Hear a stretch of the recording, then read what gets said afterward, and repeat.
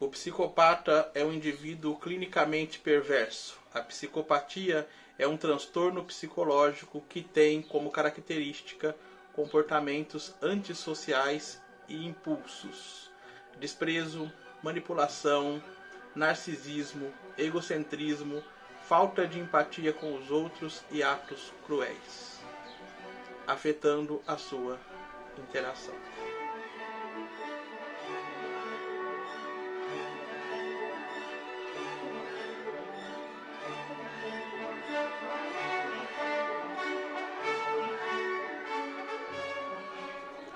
Fábrica de Vespas, do Ian Banks.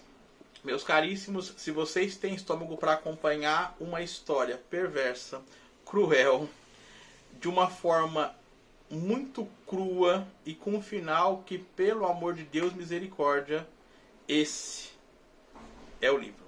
Mas antes de mais nada, se inscrevam no canal, deixe seu like, ative o sininho das notificações e compartilhe este vídeo com seus amigos e com seus inimigos também, porque o importante é compartilhar. Só que cuidado, viu, ao compartilhar resenha sobre esse livro com seu inimigo, porque se ele tiver a fim de lê-lo, ele pode aprender maneiras aqui de se vingar de você. Mas tudo bem. Eu comecei esse vídeo falando de psicopatia porque é justamente o que essa história vai abordar. Entretanto, nosso narrador é o próprio psicopata. E ele não nos poupa dos detalhes sórdidos das atrocidades que ele já cometeu e outras que ainda pretende cometer. E essas atrocidades ele cometia desde que ele era criança. Se ficou curioso, daqui a pouquinho eu falo um pouco mais sobre o enredo, mas antes vamos falar do autor deste livro. Ian Banks nasceu na Escócia em 1954 e se tornou muito famoso ao publicar este livrinho aqui em 1984. No prefácio desta edição, ele nos conta que durante muito tempo escreveu e tentou publicar livros de ficção científica, mas seus escritos foram recusados pelas editoras. Então, ele resolveu mudar o estilo, escrever algo mais comum, que acontecesse aqui na Terra mesmo, com pessoas comuns. Só que não. O que temos aqui é um menino que mora numa ilha isolada da Escócia, junto com seu pai. E ainda no prefácio deste livro aqui, da editora Darkside, que está uma edição, por sinal, muito bonita, o escritor nos diz que essa ilha é o próprio universo do menino. E que ele é, com a sua mente doentia, muito diferente das outras pessoas. Assim, simbolizando talvez uma criatura de outro mundo, um alienígena, alguém que não se encontra por aqui. Então o escritor cria o que seria um romance comum na superfície, mas com um toque de ficção científica, não pisando assim tão fora dos seus objetivos como escritor. E sua história foi aceita. Ele só não esperava que em 1993, por essa obra, fosse considerado um dos melhores escritores estreantes britânico, definido pelo jornal inglês Times como o romancista britânico mais imaginativo da sua geração. Se ele é o mais imaginativo da geração, eu não sei, mas que é um dos mais malucos, com certeza. Que história foi essa, meu povo? Resumindo, ele ganhou o afeto popular, boas críticas e aí, minha gente, lançou todos aqueles livros que outrora foi recusado. Banks morre em 2013, vítima de um câncer. O que vamos acompanhar aqui é a história do Frank, contado, como eu já disse, por ele mesmo com riqueza de detalhes.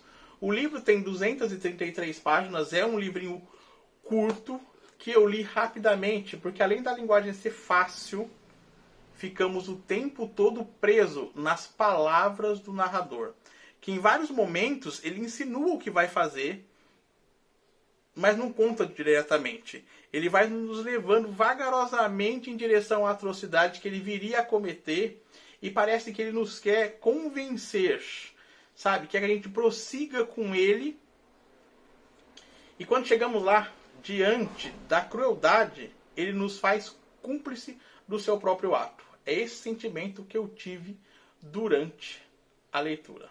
Então isso nos faz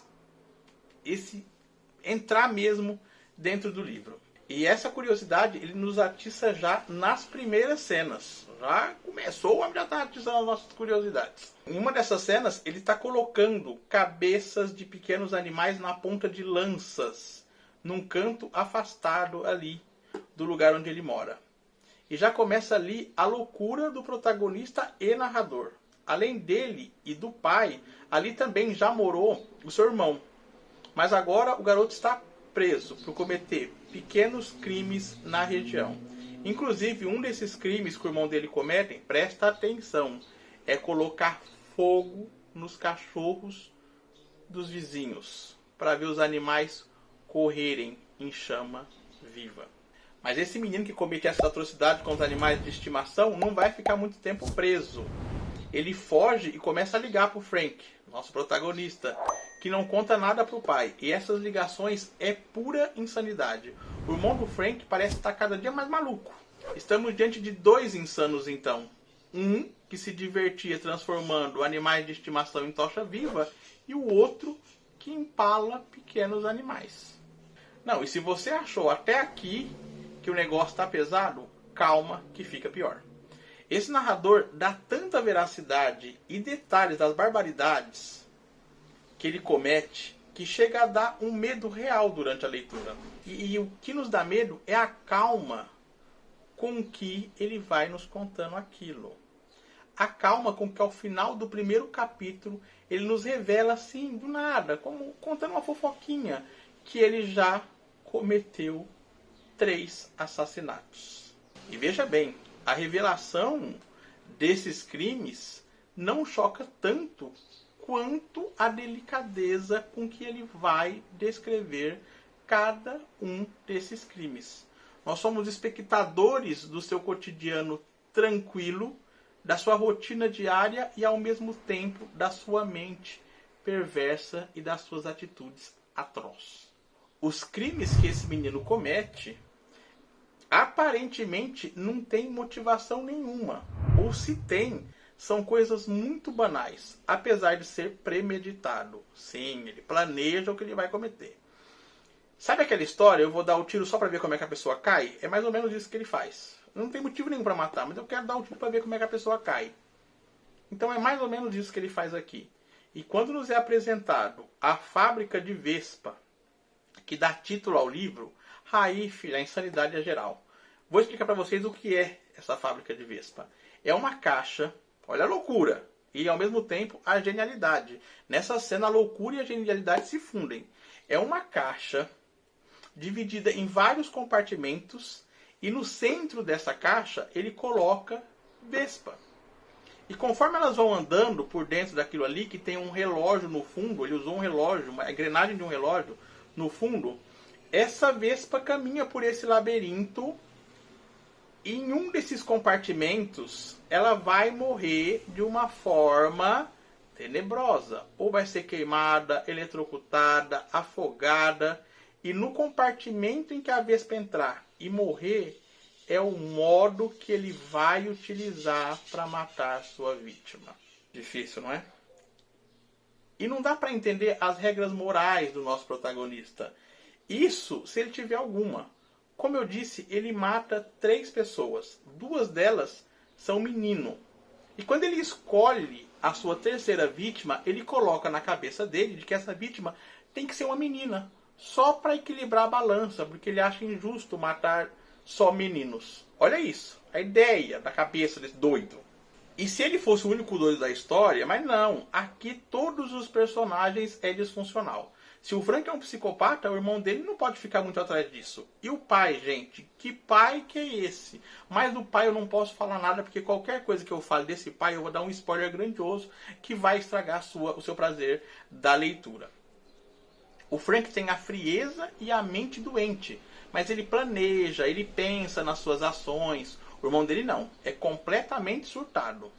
Esse livro, ele abre um leque de inúmeros assuntos que a gente podia passar horas discutindo aqui.